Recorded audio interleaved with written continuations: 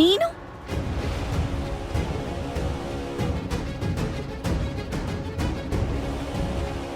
ಈಶಾ ತುಂಬ ಕಷ್ಟಪಟ್ಟು ನಿನ್ನ ಬಾಡಿ ಗಾರ್ಡ್ ಕಣ್ ತಪ್ಪಿಸಿ ಬಂದಿದ್ದೀನಿ. ನಾನು ನಿನ್ನ ಹತ್ರ ಏನೋ ಹೇಳಬೇಕು. ರೋಹನ್ ಏನೇ ಹೇಳ್ಬೇಕಂದ್ರೂ ಬೇಗ ಹೇಳು. ಜೀವನ ಒಂದು ನಾಟಕ ಈಶಾ.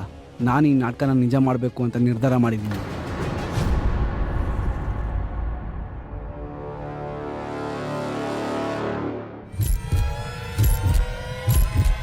ಈ ಪೇಪರ್ಸ್ ಕೊಟ್ಟು ಬರ್ತೀನಿ.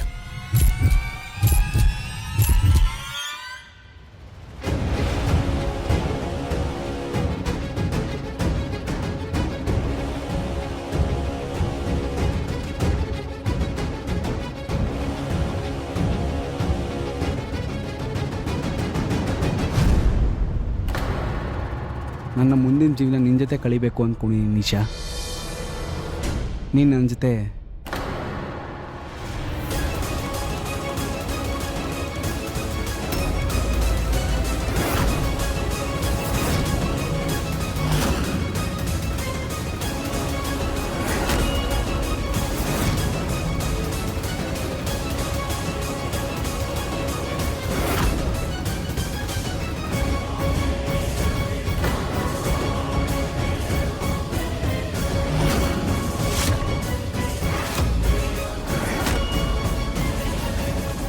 ಕೈ ಬಿಡು ಸೂರಜ್. ರೋಹನ್ ಕೈ ಬಿಡು. ನಾನು ಹೇಳ್ದೆ ಅಲ್ವಾ, ಕೈ ಬಿಡು. ಹೌದು, ನಾವಿಬ್ರು ಪ್ರೀತಿಸ್ತಾ ಇದ್ದೀವಿ. ಆದ್ರೆ ನೀನ್ ಈ ವಿಷಯನ ಅಪ್ಪಂಗೇನಾದ್ರೂ ಹೇಳಿದ್ರೆ ಸರಿ ಇರಲ್ಲ. ನಾನೇ ಇವತ್ತು ರೋಹನ್ ಬಗ್ಗೆ ಎಲ್ಲ ವಿಷಯನೂ ಅಪ್ಪಂಗೆ ಹೇಳ್ತೀನಿ. ಬಟ್ ಪ್ಲೀಸ್, ನನಗಿಂತ ಮುಂಚೆ ನೀನು ಹೋಗಿ ಏನು ಹೇಳ್ಬೇಡ ಪ್ಲೀಸ್. ಅಷ್ಟು ನಿರ್ದಯಿ ಅಲ್ಲ ಅಲ್ವಾ? 2 hours ವೇಟ್ ಮಾಡು. ಅಪ್ಪನ ಹತ್ರ ಈ ವಿಷಯನ ಖುದ್ದಾಗಿ ನಾನೇ ಹೇಳ್ತೀನಿ, ಒಂದು ಮಗಳಾಗಿ. ಸರಿನಾ?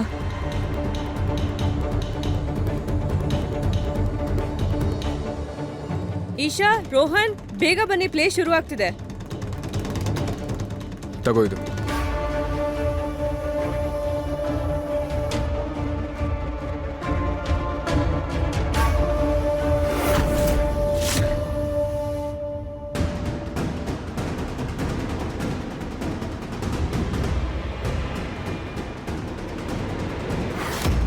ಸೂರಜ್, ನನ್ನ ಮಗಳ ಜವಾಬ್ದಾರಿನ ನಿನ್ನ ಹೆಗಲ ಮೇಲೆ ಹಾಕಿದ್ದೀನಿ. ಅವಳು ಒಂದು ಸಲ ಸುಳ್ಳು ಹೇಳಿದಾಳೆ, ಇನ್ನೊಂದು ಸಲ ಸುಳ್ಳು ಹೇಳೋ ಧೈರ್ಯ ಮಾಡಬಾರ್ದು. ನೀನು ಅವಳ ಜೊತೆ ಇರೋದಷ್ಟೇ ಅಲ್ಲ, ಅವಳು ಎಲ್ಲಿ ಹೋಗ್ತಾಳೆ, ಯಾರನ್ನ ಮೀಟ್ ಮಾಡ್ತಾಳೆ, ಯಾರ ಹತ್ರ ಮಾತಾಡ್ತಾಳೆ, ಎಲ್ಲ ವಿಷಯನೇ ನನಗೆ ತಿಳಿಸ್ಬೇಕು. ಅವಳು ಹೇಳಲಿ ಬಿಡಲಿ, ನೀನಂತೂ ಒಂದು ಕ್ಷಣ ಯೋಚನೆ ಮಾಡಿದೆ ಎಲ್ಲ ವಿಷಯನೂ ನನ್ನ ಹತ್ರ ಹೇಳಬೇಕು. ಚೆನ್ನಾಗಿ ನೆನಪಿಟ್ಕೋ. ನಾನೇ ಇವತ್ತು ರೋಹನ್ ಬಗ್ಗೆ ಎಲ್ಲ ವಿಷಯನೂ ಅಪ್ಪಂಗೆ ಹೇಳ್ತೀನಿ. ನನಗಿಂತ ಮುಂಚೆ ನೀನು ಹೋಗಿ ಏನು ಹೇಳಬೇಡ ಪ್ಲೀಸ್. ಅಷ್ಟು ನಿರ್ದಯಿ ಅಲ್ಲ ಅಲ್ವಾ? ನಾನು ನಿನ್ನ ಮೇಲಿಟ್ಟಿರೋ ಭರವಸೆನ ಸುಳ್ಳು ಮಾಡಲ್ಲ ಅಂದ್ಕೊಂಡಿದ್ದೀನಿ. ನಾನು ನಮ್ಮ ಯಜಮಾನ್ರ ನಂಬಿಕೆನ ಮುರಿಬಾರ್ದು.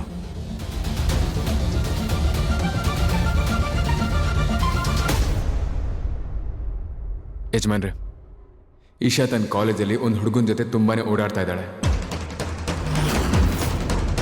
ನನ್ಗನ್ಸು ಹಾಗೆ ಅವರಿಬ್ರು ಮಧ್ಯೆ ಏನೋ ನಡೀತಾ ಇದೆ. ಎಲ್ಲಿದ್ದಾಳೆ ಈಗ ಅವಳು?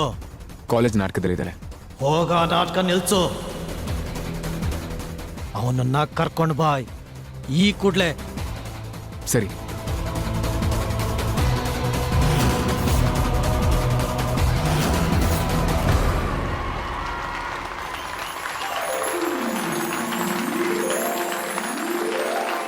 ರಾಜ್ಕುಮಾರನ್ ಮೇಲೆ ಯಾರಿಗಾದ್ರೂ ಮೊದಲನೇ ನೋಟದಲ್ಲೇ ಪ್ರೀತಿ ಆಗತ್ತೆ.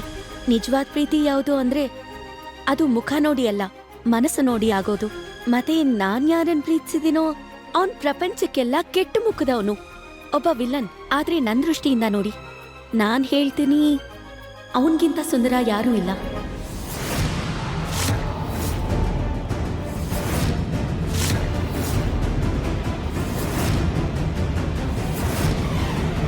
ನನ್ ದೃಷ್ಟಿಯಿಂದ ನೋಡಿದಾಗ ನಾನ್ ಹೇಳ್ತೀನಿ ಅವನ್ ಬೀಸ್ಟ್ ಅಲ್ಲ, ನನ್ನ ಬೆಸ್ಟ್ ಚಾರ್ಮಿಂಗ್ ಮತ್ತೆ ಅವನಿಗೋಸ್ಕರ ನಾನು ನನ್ನ ಪ್ರಪಂಚನ ನಮ್ಮ ಮನೆಯವ್ರನ್ನ ಎಲ್ಲಾನು ಬಿಟ್ಟು ಹೋಗ್ತೀನಿ.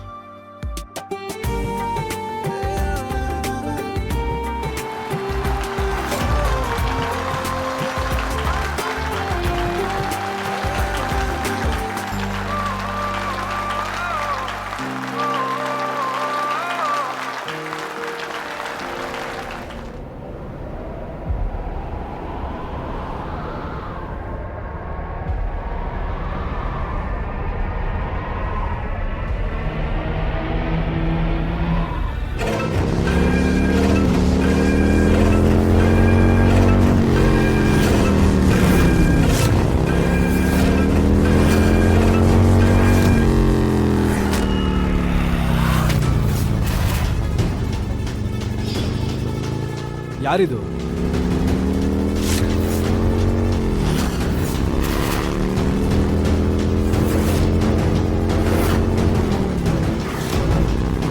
ಇದು ಸ್ಕ್ರಿಪ್ಟಲ್ಲಿ ಇರಲೇ ಇರಲಿಲ್ಲ.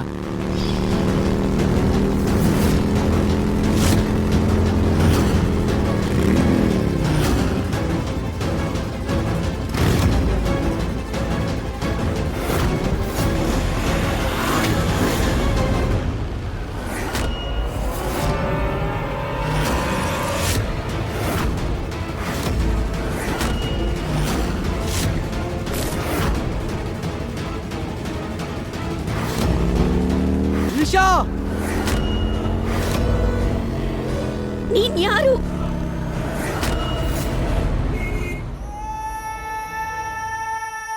ನನ್ನ ಜೀವನ ನಾಶ ಮಾಡಿದ್ದಕ್ಕೆ ನೀನು ಸಂತೋಷ ಪಡ್ತಿದ್ಯಾ ಅಲ್ವಾ? ಆದ್ರೆ ತಪ್ಪದೆ ನನ್ನ ಮಗಳು ಒಂದಲ್ಲ ಒಂದ್ ದಿವಸ ನಿಂಗೆ ಶಿಕ್ಷೆ ಕೊಟ್ಟಾಳೆ. ಅಪ್ಪ, ಸೂರಜ್ ಯಾಕೋ ಫೋನ್ ಎತ್ತಾ ಇಲ್ಲ?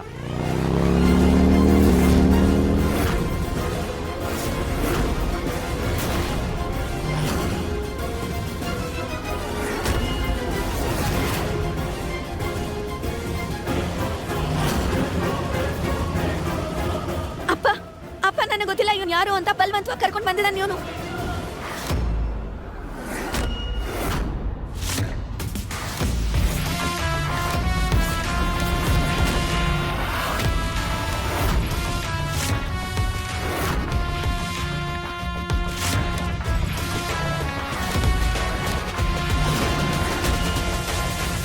ಈಶಾ,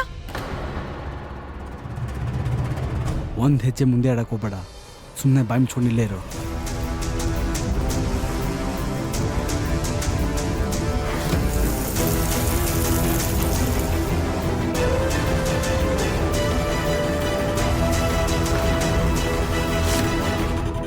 ಲೋ, ಇವಳು ಮುಖ ಒಂದ್ಸತಿ ನೋಡೋ. ಗಂಗಾ ಜಲ ತಂದು ಹಾಕಿದ್ರು ಈ ಪಾಪದ ಮುಖನ ಪರಿಶುದ್ಧ ಮಾಡಕ್ಕಾಗಲ್ಲ.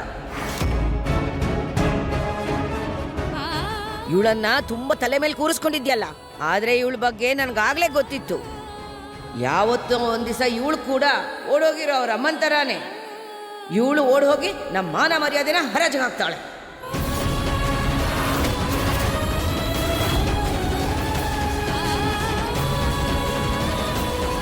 ನೋಡೆ, ನಿಮ್ಮಪ್ಪ ನಿನಗೋಸ್ಕರ ರಾಜ್ಕುಮಾರ ಅಂತವನ್ನ ಹುಡುಕಿದ್ದಾರೆ. ಆದ್ರೆ ನೀನು ಈ ಮನೆ ಮರ್ಯಾದೆನ ಬೀದಿ ಪಾಲ್ ಮಾಡಬೇಕು ಅಂತ ನೋಡ್ತಾ ಇದೀಯ. ಟೈಮ್ ಚೆನ್ನಾಗಿರೋದ್ರಿಂದ ಸೂರಜ್ ಬಂದ. ಅವನಿರೋದ್ರಿಂದಾನೇ ನಿನ್ ಬಗ್ಗೆ, ರೋಹನ್ ಬಗ್ಗೆ ನಮಗ್ ಗೊತ್ತಾಗಿತ್ತು. ಈ ಮನೆ ಮಾನ ಮರ್ಯಾದೆನ ತೆಗಿಯೋದಿಕ್ಕಂತಾನೆ ಹುಟ್ಟುಬಿಟ್ಟಿದೀಯಲೇ ನೀನು.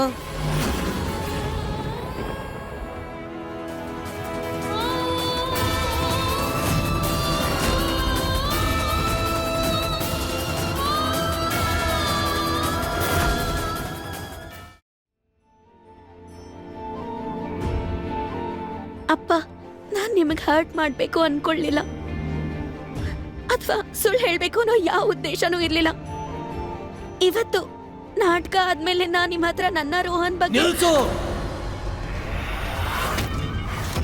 ನಾನು ಹೇಳಿದ್ದೆ ತಾನೆ, ಸುಳ್ಳು ಮತ್ತೆ ಕಣ್ಣ ಮುಚ್ಚಲೆ ಆಟ ಎರಡೂ ಒಂದೇ ಅಂತ.